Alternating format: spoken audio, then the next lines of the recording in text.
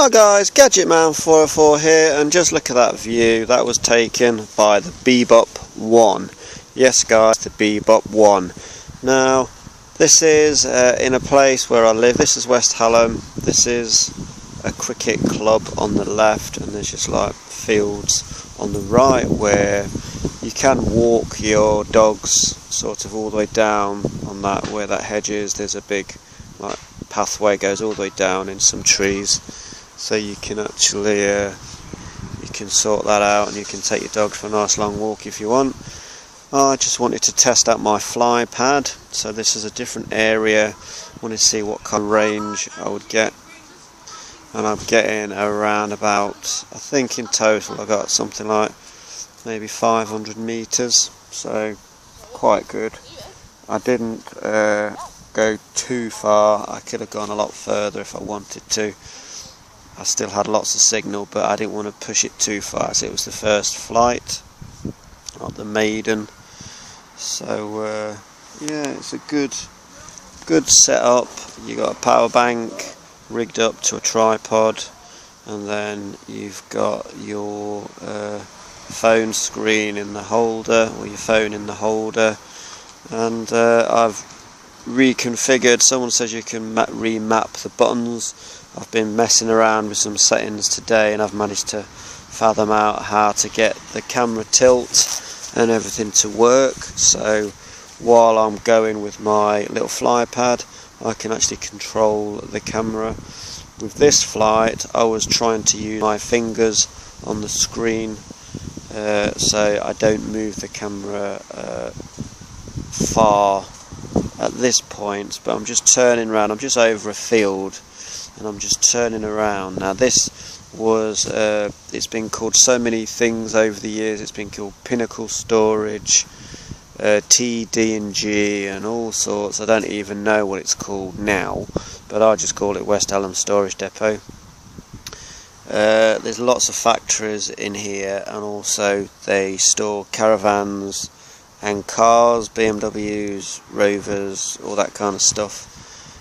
Done that for years. It used to be a munitions storage in the war, and then they kept the land as a storage site, and then over the years people have built warehouses on it. I used to work there, a place called WAP, when I was at school, and if you know what WAP is, they're a German company, and they literally install the jet washes and the shampooing machines on forecourts of petrol stations, where you put the coins in and you got the brushes.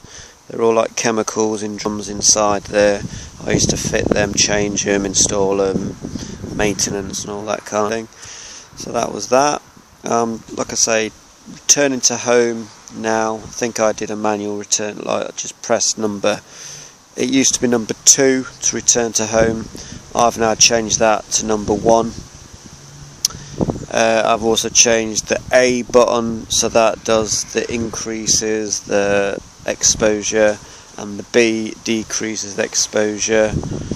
I think I've got L1 and the throttle forward pitch button, key, stick, whatever, that does the tilt of the camera now. And then R, I think it might be L2 or L1 takes a photo, and L2 stops video. I'm just hovering over the cricket ground now, and then I think I tilt the camera down as I'm going over the cricket ground, because that's the kind of shots I like to do. It doesn't look very windy, but it was quite windy, and when you're moving forward and tilting the camera down at a bit of speed, you sort of get a little bit of the edges of the electronic stabilization kicks in, trying to correct it, and then you get a little bit of the shot cropped off, which is what will happen a little bit later on. There you go, told you. That always happens when you are looking down and moving forward for some reason, and when you lower down as well, it's like the camera goes a bit freaky, and it does that. But you just see me, I'm just to the top right corner. I think I will move further into the field because it's quite windy and I'm just trying to bring it to me and bring it down. And that's the flight really. It was just a test of the flight. I've had a few flights since. This is a maiden, but I've actually posted flights after the maiden before. So this is the first time I used the fly pad, and you know, I was just not going too far away from me just to make sure that everything was okay. I'm quite high, I'm at least 200 and something meters. I'm slowly bringing her down because, as I say, this one doesn't come down, excuse me, doesn't come down very fast. Even when you pull the stick, doesn't really come down very fast. But the image stabilization kicks in.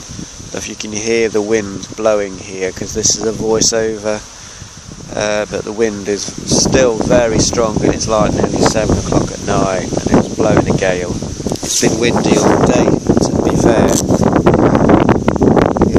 It's 7:15 and it's still quite windy. So yeah, I hope you guys enjoyed this flight. It's just a little taster of what you can do. Bebop's a great drone. Please continue to subscribe, people. Smash that button if you haven't already. Give me a like, give me a thumbs up, drop me a comment. I do reply to comments that are left me. Gadget Man 404 out.